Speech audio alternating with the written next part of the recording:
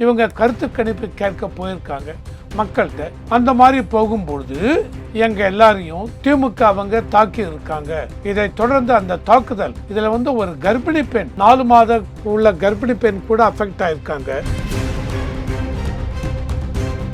எங்க உங்க வீட்டுல இந்த மாதிரி பெண்கள் எல்லாம் கிடையாது, கர்ப்பிணி பெண் பார்க்காம இப்படியா தாக்குவீங்க? மிருகத்தனமான தாக்குதல் நடந்திருக்கிறது, அதுக்காக இப்படியா தாக்குவீங்க? மிருகத்தனமா தாக்கி இருக்கீங்க. ராஜீவ் காந்தி ஜெனரல் ஹாஸ்பிட்டல்ல தாக்குதலுக்கு உள்ளானவர்கள் அட்மிட் பண்றோம். அது இவங்க எல்லாருமே முக்காவாசி தாவேக்காவை சேர்ந்தவர்கள். பொதுவாகவே நீங்க இப்படி பாருங்களேன், பொதுமக்கள் நான் ஒரு வீட்டுல போய் கேட்கிறேன், தேர்தல் வர போறது ஓட்டு போடுங்க அப்படின்னா பொதுமக்கள் எங்களை அடிக்க போறாங்களா? இல்ல. பொதுமக்களுக்கும் தாவேக்காவிற்கும் தாக்குதல் இல்ல. அவர் அப்படித்தானே சொல்றாரு. அவர் அந்த மாதிரி சொல்றாரு, இது நம்புற மாதிரி இல்ல. ஏன்னா பொதுவாக யாரும் நம்ப மாட்டாங்க. பொதுமக்கள் எதற்காக தாவேக்காவை தாக்க வேண்டும்? உங்க வீட்டுக்குள்ள பூந்து கலாட்டா பண்ணாங்களா? அதெல்லாம் ஒண்ணு இல்லையே. தாவேக்காவுக்கு எதிர்கட்சி யாரு? இன்னைக்கு தேதிக்கு இவங்க சொல்றது டிஎம்கே தான் பாயிண்ட் அவுட் பண்றாரு. ஆதவ் அர்ஜுன் அதுல என்ன சொல்றாரு? போலீஸ் உடனே போய் எதனால தாக்கினீங்க பொதுமக்கள் தாவேக்காவை? இல்ல தகாத வார்த்தைகளை எங்களை பேசினாங்க அப்படி இப்படின்னு சொன்னீங்கன்னா தாவேக்கா மேல எஃப்ஐஆர் போடும். டிவிகே என்ன சொல்றாங்க? திமுக இவங்க தான் அப்படின்னு சொல்றாங்க. அப்போ திமுக மேல நீங்க எஃப்ஐஆர் போடவில்லைங்கிறீங்க. இந்த கடை இது என்னத்தை காமிக்கிறதுனா, ஒருவேளை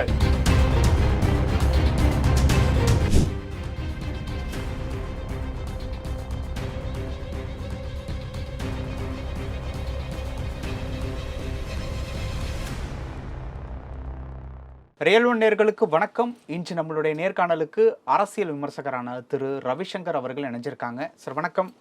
வணக்கம். வணக்கம். இன்று நம்மளுடைய நேர்காணல்ல நேற்று இரவு தாவேக்காவினரை கருத்து கேட்க போன தாவேக்காவினர்கள் அவங்களுடைய குழு கருத்து கேட்க போயிருக்காங்க வடசென்னை பகுதிகளில். அப்படி கருத்து கணிப்பு கேட்க போகும்போது திமுகவினரா தாக்குதலுக்கு உள்ளாயிருக்காங்க அப்படின்னு நேற்று இரவுலேருந்து ஒரு செய்தி ஓடிட்டு இருக்கு. அது என்ன விவரம் அப்படிங்கிறத கேட்டு தெரிஞ்சுக்கலாம். சரி, இப்போ தாவேக்காவினுடைய நிர்வாகிகள் திமுகவினர் மேல குற்றம் சாட்டிட்டு இருக்காங்க. இந்த குற்றத்திற்கு உண்டான காரணம் தாக்குதலுக்கு ரிலேட்டபிளான விஷயங்களுக்குள்ள வருது. என்ன நடந்தது, அதை பத்தின விவரங்களை பகிர்ந்துக்கங்க சார். சார், இது இவங்க தாவேக்காவினர் சொல்றது, நாங்க துறைமுகம் வட்டத்தில் துறைமுக தொகுதியில் இருக்கிற ஒரு பர்டிகுலர் ஏரியாவில் கருத்து கணிப்பு, நாங்களே பொதுவாக கருத்து கணிப்பு வெளியே இவங்க எடுப்பாங்க, பட் அரசியல் கட்சிகளையும் எடுக்கிறத தவறு இல்லை. இவங்க கருத்து கணிப்பு கேட்க போயிருக்காங்க மக்கள்கிட்ட. யாருக்கு ஓட்டு போடுவீங்க, என்ன ஓட்டு போடுவீங்க அப்படின்னு இவங்களே ஒரு இது மாதிரி வச்சு கருத்து கணிப்பு கேட்கலான்னு போயிருக்கோம். அந்த மாதிரி போகும்பொழுது எங்கள் எல்லாரையும் தாக்கி இருக்கார்கள். திமுக அவங்க தாக்கி இருக்காங்க. இதை தொடர்ந்து அந்த தாக்குதல் இதில் ஒரு கர்ப்பிணி பெண் 4 மாத உள்ள கர்ப்பிணி பெண் கூட அஃபெக்ட் ஆயிருக்காங்க அப்படின்னு சொல்லிட்டு 2-3 வீடியோலாம் வாட்ஸ்அப்பில் போயிருக்கு. அந்த வீடியோவில் பார்க்குறது ஆதவ் அர்ஜுன் பேசியிருக்கார். அவர் ஆதவ் அர்ஜுன் என்ன பேசுகிறார் அப்படின்னா, எங்க உங்கள் வீட்டிலலாம் இந்த மாதிரி பெண்கள்லாம் கிடையாது, கர்ப்பிணி பெண்ணும் பார்க்காம இப்படியா தாக்குவீங்க? மிருகத்தனமான தாக்குதல் நடந்திருக்கிறது. ஒரு வட்டத்திற்குள்ளே போய் ஒவ்வொரு வீடாக போய் யாருக்கு ஓட்டு போடுவீங்க, எங்களுக்கு ஓட்டு போடுங்க கேட்பது தவறா? இல்லை எந்த விதத்தை தவறுன்னு நினச்சிட்டு இருக்கீங்க? அதுக்காக இப்படியா தாக்குவீங்க? மிருகத்தனமாக தாக்கி இருக்கீங்க. ராஜீவ் காந்தி ஜெனரல் ஹாஸ்பிட்டலில் தாக்குதலுக்கு உள்ளானவர்கள்லாம் அட்மிட் பண்ணிருக்கோம். அது இவங்க எல்லாருமே முக்காவாசி தாவேக்காவை சேர்ந்தவர்கள், தாவேக்கா கட்சியை சேர்ந்தவர்கள். இந்த மாதிரி தாக்கி இருக்கீங்க அப்படின்னு ரொம்ப இது பண்ணி பேசியிருக்கார். ஆதவ் அர்ஜுன் பேசியிருக்கார். இதையும் தாண்டி ஜென்ரல் ஹாஸ்பிட்டலுக்குள்ளே இவங்க விசிட் பண்ணுறாங்க. அந்த ஒரு வீடியோவும் சர்க்குலேட் ஆகிட்டுருக்கு. தாவேக்கா இவங்க அதில் பெட்டில் இவங்கெல்லாம் போட்டு வச்சுருக்காங்க. இதையெல்லாம் பார்த்து இதுக்கு சேகர் பாபு அவர்கள், அந்த கேள்விக்கு தான் நான் வர்றேன். சேகர் பாபு அவர்கள்ட்ட இது குறித்து இன்று காலை கேட்கும்போது ஒரு விஷயம் சொல்லியிருந்தாரு. பொதுமக்களுக்கும் தாவேக்காவினருக்கும் இடையே தான் மோதல், அதன் பின்பு என்ன விவரம் அப்படிங்கிறத களத்தில் நின்று நீங்கள் தெரிஞ்சுக்கணும், தெரியாமல் எதுவும் சொல்லக்கூடாது அப்படிங்கிற மாதிரியான ஒரு விஷயத்த தான் அவர் சொல்லியிருக்காரு. இப்போ இந்த சேகர் பாபு அவர்கள் சொன்ன ஒரு விஷயத்தில் திமுக அப்படிங்கிற வார்த்தையே வரல, பொதுமக்கள் தாவேக்கா இந்த 2 வார்த்தையை தான் குறிப்பிட்டு சொல்லியிருக்காரு. பொதுமக்களால் தான் தாவேக்காவினருக்கு இடையூறு அப்படிங்கிற மாதிரி தான் அவர் சொல்ல அந்த கருத்து இருக்கு. இதை எப்படி பார்க்கறது சார்? பொதுவாகவே நீங்கள் இப்படி பாருங்களேன், பொதுமக்கள் நான் ஒரு வீட்டில் போய் கேட்குறேன், ஓட்டு எங்களுக்கு போடுங்க, தேர்தல் வரப்போகிறது ஓட்டு போடுங்க அப்படின்னா பொதுமக்கள் எங்களை அடிக்க போகிறாங்களா? இல்லை. இதாங்க என்னது ரியாலிட்டி, யதார்த்தங்கிறது என்னங்க. பொதுமக்கள் சரி இங்கே பார்க்குறேங்க அவ்வளோதான் சொல்லும். ஏன்னா எந்த கட்சியும் பகைத்து கொள்ள மாட்டோம். நாளைக்கு யார் ஆட்சியில் வரப்போகிறாங்க என்ன தெரியாது. அதனால் பொதுமக்கள் என்ன சொல்லுவாங்க, சரி இங்கே பார்க்கலாங்க, ஆனால் நான் வேற ஆளு கூட ஓட்டு போடலாம் தெரியாது. ஆனால் பொதுமக்களுக்கும் தாவைக்காவிற்கும் தாக்குதல் இல்லை. அவர் அப்படித்தானே சொல்றாரு. ஆமாம், அவர் அந்த மாதிரி சொல்றாரு. இது நம்புற மாதிரி இல்லை. ஏன்னா பொதுவாக யாரும் நம்ப மாட்டாங்க. பொதுமக்கள் எதற்காக தாவைக்காவை தாக்க வேண்டும்? உங்க வீட்டுக்குள்ள பூந்து கலாட்டா பண்ணாங்களா? அதெல்லாம் ஒன்றும் இல்லையே. கருத்து கணிப்பு கேட்க போறாங்க. அதையும் தாண்டி என்ன கேட்பாங்க, எங்களுக்கு ஓட்டு போடுங்க. ஏன் எங்களுக்கு ஓட்டு போட மாட்டீங்களா?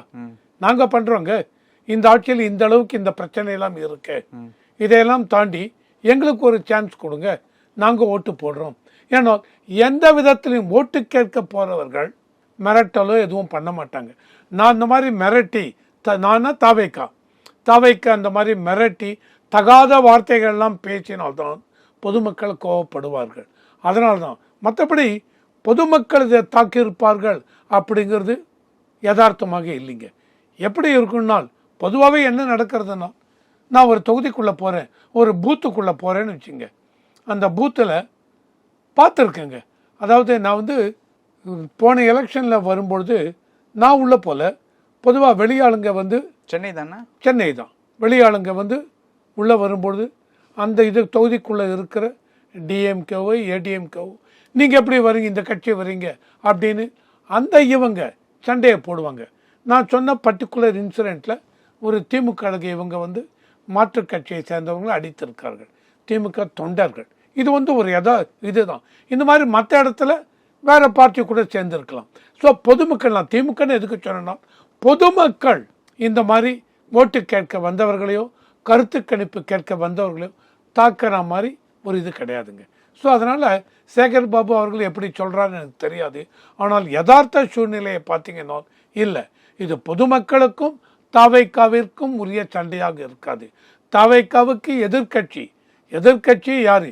இன்னி தேதிக்கு ஒன்று என்டிஏ கூட்டணி, இல்லை இந்த கூட்டணி. இவங்க சொல்கிறது டிஎம்கேவை தான் பாயிண்ட் அவுட் பண்ணுறாரு. ஆதவ் அர்ஜுன் அதில் என்ன சொல்கிறார்? இல்லை, அது சொன்னதில்ல. ஆதவ் அர்ஜுனா சொன்னதில் ஒரு முக்கியமான ஒரு விஷயம் என்னன்னா, கர்ப்பிணி பெண்ணை தாக்கியிருக்காங்க. அவர் மேல ஒரு எஃப்ஐஆர் கூட இன்னும் போடல. அவர் எப்படி, நீங்க எப்படி டிஎம்கேன்னு அவங்க சொன்னாங்கன்னு நீங்க கேட்பீங்க. அந்த வீடியோ பார்த்தீங்கன்னு வச்சுங்க, ஆதவ் அர்ஜுனா பேசுறார். பேசிட்டு என்னங்க துறைமுக தொகுதியில் நாங்கள் ஒரு வட்டத்துக்குள்ள நாங்கள் கேட்பது தவறா? இந்த தொகுதியில் டிஎம்கே தான் ஜெயிச்சிருக்கீங்க. இந்த இடத்திலிருந்து 10 கிலோமீட்டர் தூரத்தில் தான் சிஎம் உங்கள் வீடு இருக்கிறது. ஸ்டாலினை சொல்கிறார், சிஎம் உங்கள் வீடு இருக்கிறது, உங்களுக்கு தெரியாதா? பாருங்க, இந்த அளவுக்கு தாக்கி இருக்கிறார்கள் அப்படின்னு அவர் பேசுகிறார். அப்போ அவர் யாரை மீன் பண்ணுறார்? டிஎம்கேவை தான் மீன் பண்ணுறார். ஸோ தாவேக்காவை பொறுத்த வரைக்கும் இந்த தாக்குதல் திமுக தொண்டர்கள், அவங்க தான் திமுக கட்சியை சார்ந்தவர்கள், அவங்க தான் தாக்கி இருக்கிறார்கள் அப்படின்னு தாவேக்கா சொல்கிறாங்க. அழுத்தம் திருத்தமாக அந்த வீடியோவில் சொல்கிறாங்க. நம்ம எதையோ பார்த்து சொல்லலை, ஒரு வீடியோ வருது, வீடியோவில் இந்த மாதிரி நீட்டாகவே இருக்குது, அந்த வீடியோவை பார்த்து சொல்கிறோம். சேகர் பாபு அவர்கள் இல்லை, பொதுமக்கள் தாக்கி இருக்காங்க, அதனால தான் இதுவாக இருக்குது. இல்லை, அப்படி பொதுமக்கள் தாக்கி இருந்தால் ஆதவர்ஜன் என்ன சொல்கிறாங்க, இது வரைக்கும் எஃப்ஐஆர் கூட போடவில்லை அப்படிங்கிறாங்க. பொதுமக்கள் தாவைக்காவை தாக்குறாங்க அப்படின்னா அப்போ நீங்கள் என்ன பண்ணணும்? போலீஸ் அங்கே உடனே போய் பொதுமக்களை ஏன் தாக்குறீங்க? இல்லை, அதான் எஃப்ஐஆரே போடலன்னு சொல்லி அதான் சொல்கிறேன். நான் என்ன சொல்ல வரேன், போலீஸ் உடனே போய் எதனால் தாக்கினீங்க பொதுமக்கள் தாவைக்காவை? இல்லை, தகாத வார்த்தைகளை எங்களை பேசினாங்க அப்படி இப்படின்னு சொன்னீங்கன்னா தாவைக்கா மேலே எஃப்ஐஆர் போடணும். இல்லை, டிவிக்கே பொதுமக்கள் மேலே கொடுத்தாங்களா? இல்லை, டிவிக்கே என்ன சொல்கிறாங்க, திமுக இவங்க தான் அப்படின்னு சொல்கிறாங்க. அப்போது திமுக மேலே நீங்கள் எஃப்ஐஆர் போடவில்லைங்கிறீங்க. ஸோ இது இந்த இது என்னத்தை காமிக்கிறதுனா, ஒருவேளை ஏன்னா நேற்று தான் காங்கிரஸ் அவங்க தமிழ்நாட்டில் இருந்து எல்லா மாவட்ட தலைவர்களும் நிர்வாகிகளும் ராகுல் காந்தியை போய் பார்த்து பேசியிருக்காங்க டெல்லியில். இவங்க மட்டும் போல ராஜஸ்தான், ஒரிசா, ஜம்மு அண்ட் காஷ்மீர், இன்னும் 8 மாநிலம், மொத்தமாக 8 மாநிலங்கள், 8 மாநிலங்களை சேர்ந்த காங்கிரஸ் நிர்வாகிகளும் மாவட்ட தலைவர்கள் அவ்வளவு பெரிய இவங்க. தமிழ்நாட்டில் மட்டும் சோமனி 72 பேர் போயிருக்காங்க, நிர்வாகிகள், மாவட்ட தலைவர்கள். காங்கிரஸ் ராகுல் காந்தியை போய் பார்த்து பேசியிருக்காங்க. தேர்தல் கள நிலவரம் எப்படி இருக்குது, என்ன பண்ணணும், என்ன பண்ண போகிறோம். தமிழ்நாட்டை பொறுத்த வரைக்கும் அவங்க கேட்டிருக்கிறது, டிஎம்கே இதுவரைக்கும் எங்களை அழைத்து பேசவில்லை.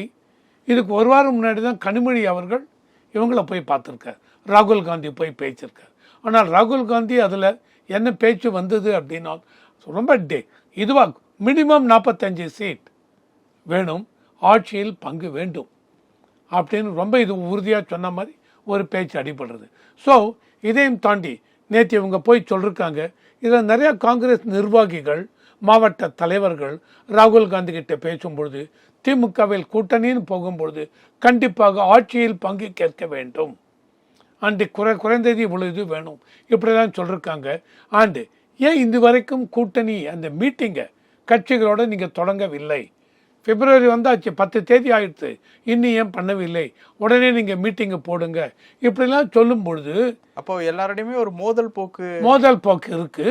ஸோ நீங்கள் டிஎம்கே இப்போ என்ன பேச்சு நியூஸ் வந்ததுனால் 22ஆம் தேதி அப்படின்னு. ஆனால் டிஎம்கே உறுதியாக இருக்கிறார்கள். ராஜா கண்ணப்பன் அவர் அமைச்சர் 2 நாளைக்கு முன்னாடியே நம்ம பேசியிருக்கார். அதில் பேச யாரோ 2-3 பேர் தான் காங்கிரஸ் இந்த மாதிரி சொல்கிறாங்க, ஆட்சியில் பங்கு வேணும் அது வேணும் கேட்குறாங்க அப்படி இப்படின்னு. ஸோ இன்னொரு அமைச்சரும் பேசியிருக்காங்க, கிடையாதுங்க, ஆட்சியில் பங்குங்கிறதே கிடையாதுங்க, கொடுக்க மாட்டோம் ஆட்சியில் அப்படிங்கிறாங்க. ஆனால் காங்கிரஸை பொறுத்த வரைக்கும் ரொம்ப ஸ்ட்ராங்காக இருக்காங்க, ஆட்சியில் பங்கு வேணும்னு. பங்கெல்லாம் கிடையாது, சங்கு தானே சொல்ல வரீங்க. ஸோ இது என்ன ஆகும், இந்த மோதல் போக்கு இப்படி இருந்துன்னு வச்சுங்க, இன்னி வரைக்கும் இன்னும் முடிவாகவில்லை. காங்கிரஸ் கூட்டணியில் இருக்க போகிறதா இல்லையா என்று முடிவாகவில்லை. ஒருவேளை காங்கிரஸ் திமுக கூட்டணி விட்டு வெளியே போகிறோம் என்றால் திமுக கூட்டணிக்கு அது ஒரு பலத்த அடியாக விடும். ஏனால் 2024 பார்லிமெண்ட் எலெக்ஷனில் 46% ஓட்டு திமுக கூட்டணிக்கு.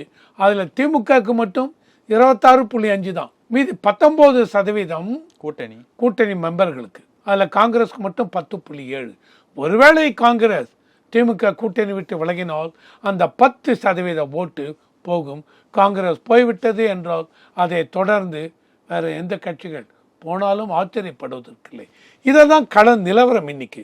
ஸோ இல்லாட்டா என்னைக்கே ஒரு கூட்டணி பேச்சுவார்த்தை ஆரம்பிச்சிருப்பாங்க திமுக கழகத்தில். இப்போ ஆதவர்ஜுனா அவர்கள் ரொம்ப அராஜக போக்கில் ஈடுபடுறாங்க அப்படிங்கிறத பிரஸ் மீட்ல சொல்லியிருக்காரு. இந்த பக்கம் கட்சிகள் கூட்டணி ரிலேட்டபிளா திமுக ஒரு மோதல் போக்கை கடைபிடிச்சிட்டு வர்றாங்க அப்படிங்கறதும் சொல்றாங்க. இப்போ ஓவராலா பார்க்கும்போது எல்லா சைடுமே ஒரு அதிருப்தி இருக்கு அப்படிங்கிற ஒரு சுச்சுவேஷன் தான் இருந்துகிட்டு இருக்கா? கண்டிப்பா அதிருப்தி இருக்கு. அதாவது இந்த அதிருப்தி என்னன்னா திமுகவிற்கே ஒரு அழுத்தத்தை கொடுக்கிறது. ஏன்னா போன தடவை நீங்கள் பார்த்தீங்கன்னு வச்சுங்க, பார்லிமெண்ட் எலெக்ஷன் ஆகட்டும், 2021 அசம்பிளி எலெக்ஷன் ஆகட்டும், ஸ்மூத்தாக முடிந்து விட்டது. 2021 அசம்பிளி எலெக்ஷனில் காங்கிரஸ்க்கு 24 சீட்டு தான் கொடுத்தாங்க, 24 23. ஆனால் இந்த தடவை அவங்க கேட்குறது மினிமம் 45 வேணும்னு கேட்குறாங்க. இவங்க கொடுப்பாங்களா கொடுக்க மாட்டாங்களா? இவங்க ஒரு பேச்சு என்ன அடிபட்டுனா, இல்லை அந்த மாதிரிலாம் கொடுக்க முடியாது அப்படின்னு. கொடுக்கவில்லை என்றால் காங்கிரஸ் கண்டிப்பாக வெளியே போவார்கள். இவங்க கொடுக்குற 25 இதுக்கு, இது என்னுடைய பர்சனல் ஒப்பீனியன் தான், 25 இதுக்கெல்லாம் ஒத்துப்பாங்கன்னு தெரியவில்லை. ஏன்னால் இவங்க திமுக பொறுத்தவரை அவங்களுக்கு என்னென்னா, காங்கிரஸுக்கு 45 நான் கொடுத்தால் அப்புறம் மற்ற கட்சிகள் விசிகே கேட்பாங்க, இவங்க சிபிஐ சிபிஎம் கேட்பாங்க, எல்லாருக்கும் எப்படி கொடுக்க போகிறது அப்படின்னு அவங்க பேச்சு வரும். ஸோ போன தடவை டிஎம்கே பார்த்தீங்கன்னு வச்சுங்க, 173 சீட்டில் டிஎம்கே மட்டும் நின்னாங்க. அதையும் தாண்டி மீதி 15 சீட்டு கூட்டணி மெம்பர்களுக்கு இருந்தாலும் அந்த மெம்பர்ஸும் டிஎம்கே உதயசூரியன் சிம்பிளில் நின்னாங்க. ஸோ ஓவராலாக 188 தொகுதியில் 2021 டிஎம்கே கான்டெஸ்ட் பண்ணாங்க. அதில் 135 சீட் டிஎம்கே மட்டும், அதையும் தாண்டி இன்னொரு 21 சீட், மொத்தம் 156 சீட் ஜெயிச்சாங்க. இந்த தடவை டிஎம்கே அந்த மாதிரி குறைந்தது 170 சீட். போன தடவை டிஎம்கே மட்டும் 173 சொன்னாங்க. இந்த தடவை அவங்க எதிர்பார்க்குறாங்க அந்த மாதிரி இருந்தால் போன தடவை கொடுத்த மாதிரி அதே 23-25 சீட்டு தான் காங்கிரஸுக்கும் கொடுக்க முடியும்.